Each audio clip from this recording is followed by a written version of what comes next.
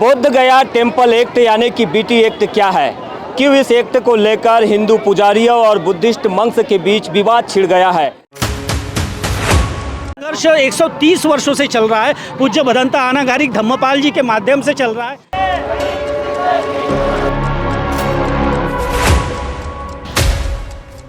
जनमानस का आंदोलन बन चुका है। सरकार जिस दिन जागेगी और सरकार जिस दिन जागेगी तो ऐसे संभावना है कि ये बीटी एक्ट खत्म होगा।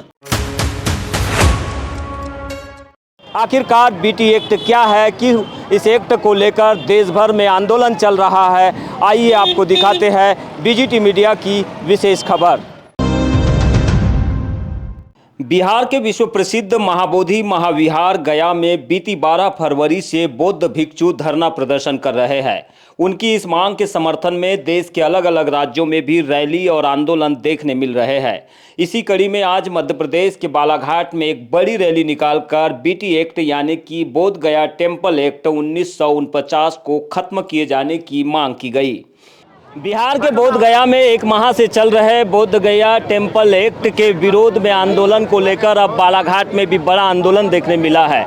आज बालाघाट में एक विशाल रैली निकाली गई। हजारों की संख्या में बुद्धिस्ट आम्बेडकराइट लोग इस रैली का हिस्सा बने। उन्होंने रैली के माध्यम से बीटी एक्ट को रद्द किए जाने की मांग की है। आखिरकार बीटी एक्ट में ऐसा क्या है जिसका समाज के लोग, आम्बेडकराइट लोग, बुद्धिस्ट लोग और बुद्धिस्ट मंक्स विरोध कर रहे हैं। आइए चर्चा करते हैं बुद्धिस्ट मंक्स धम्मशिखर जी से। बताएंगे किस तरह का एक्ट में प्रावधान है जिसकी वजह से आप लोगों को ये विरोध करना पड़ रहा है। ये 1949 बीटी एक्ट जो है, इसमें जो समिति है ये 9 लोगों की समिति है और उसमें जो 5 लोग हैं, 5 लोगों में से कलेक्टर जो होता है वो उस समिति का अध्यक्ष होता है।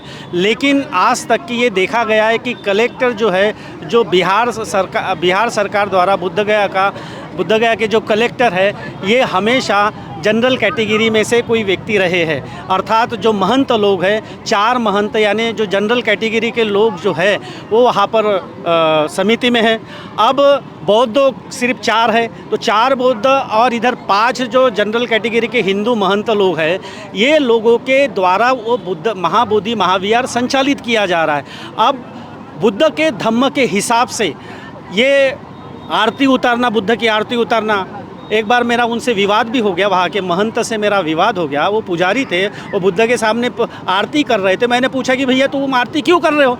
ये बुद्ध के उपदेशों के खिलाफ है। बुद्ध की आरती नहीं की जाती, बुद्ध की वंदना होती है, बुद्ध के सामने शील सदाचार संकल्प लिया जाता है। आप कैसे क्या कर रहे हैं? तो बोले हमें जो है ये कानूनी तौर पर हमें सरकार इसकी तनख्वाह भी देती है, प्रबंधन कमेटी इसकी तनख्वाह भी देती है और मेरे जैसे ऐसे 3-4 पुजारी है जिनको प्रबंधन कमेटी तनख्वाह देती है। और बाकी जो लोग हैं वहाँ से बिहार के बाहर से हम निकले तो पता चला कि बाहर में कुछ पुजारी लोग पिंडदान का कार्यक्रम वहाँ पर कर रहे हैं। तो बुद्ध धम्म में पिंडदान नहीं है।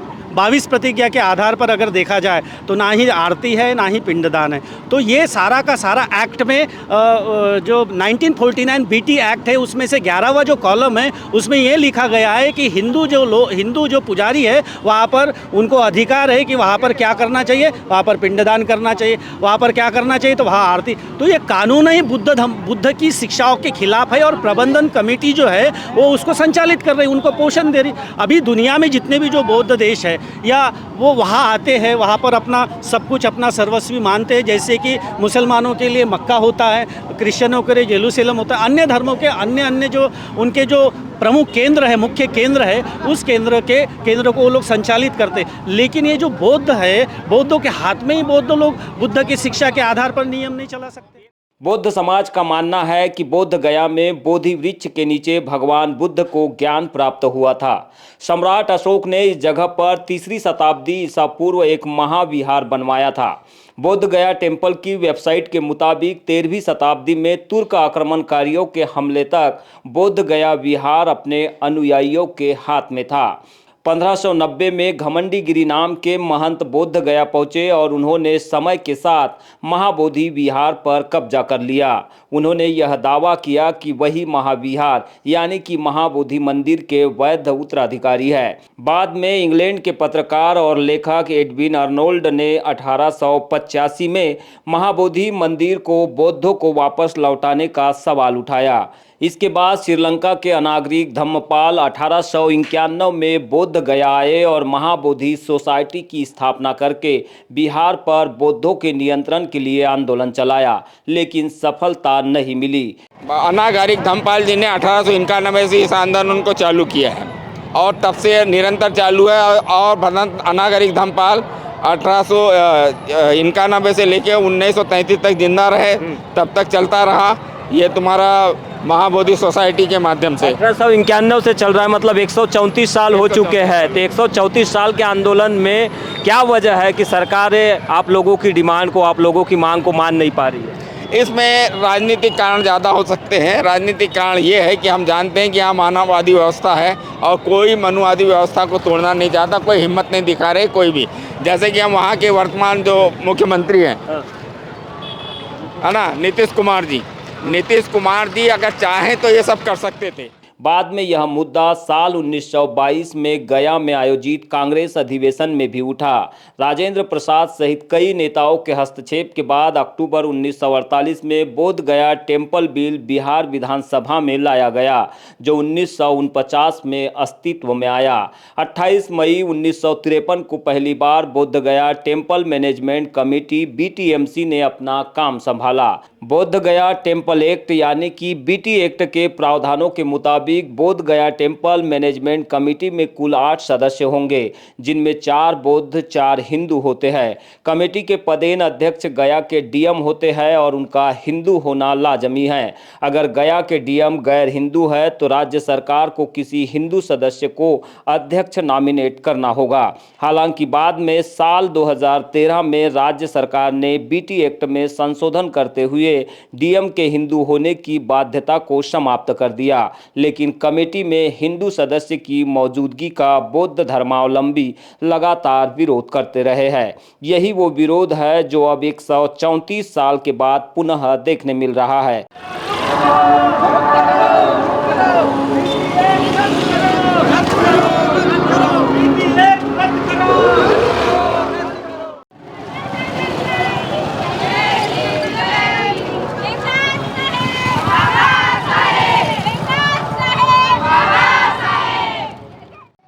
महाबोधि बौद्ध टेम्पल को लेकर लगातार आंदोलन चल रहा है। देश भर में यह आंदोलन चल रहा है।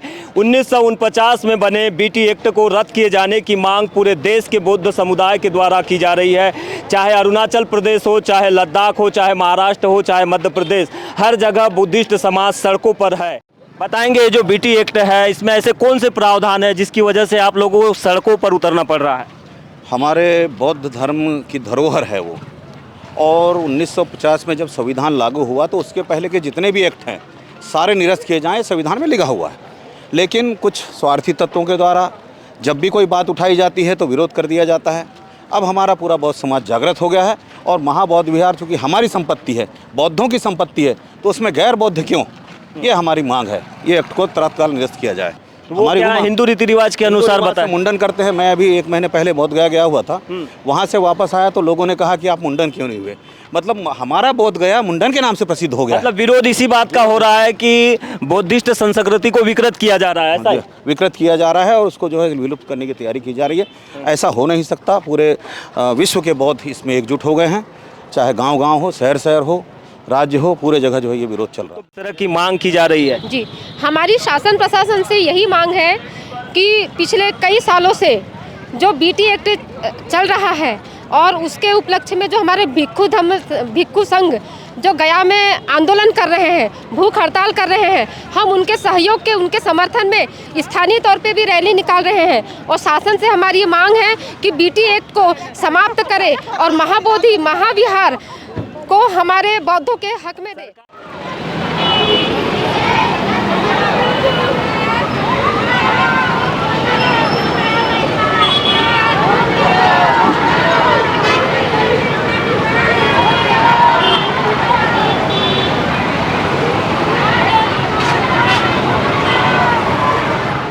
अब बुद्धिस्ट समाज, अम्बेडकराइट्स समाज, सड़कों पर है और उनकी डिमांड ये है कि बोध गया टेम्पल एक्ट यानी कि बीटी एक्ट को तत्काल रद्द किया जाए। वो सरकार से डिमांड कर रहे हैं और लगातार इस डिमांड को लेकर देश भर में आंदोलन चल रहा है। आज उसी के तहत बालाघाट में एक बड़ा आंदोलन किया गया। हजारों की संख्या में बुद्धिस्ट और अम्बेडकराइट्स लोग इस रैली में शामिल हुए और इनके द्वारा प्रशासन को ज्ञापन देते हुए बोध गया में महाबोधि विहार को जो है पुजारियों के कब्जे से मुक्त करने की मांग की गई है।